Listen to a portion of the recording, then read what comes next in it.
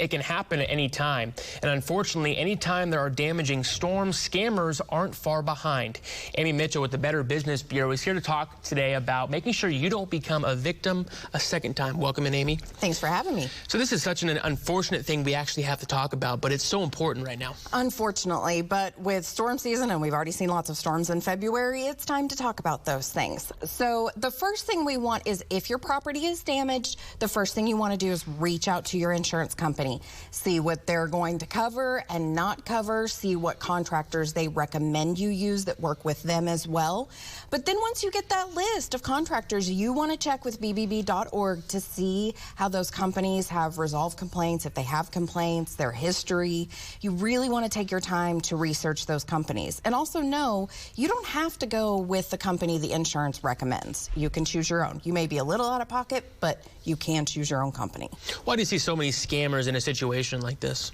I think it's easy to take advantage. Most people are so desperate to have their home back and things back to normal. I just want things to be settled, that they fall, unfortunately, into some scam tactics of let's fix it real quick and let's sign this and I'll make it all better. And unfortunately, you got to step back and not be victim to those high pressure sales tactics. What are some of the biggest, I guess, scam tactics you see or tricks that maybe a contractor would play to convince somebody? So one of the things we see is that the contractor will say, once you get the money from the insurance company, you get that paper check, just hand it to me and I'll just, handle that for you. You don't even have to worry about it.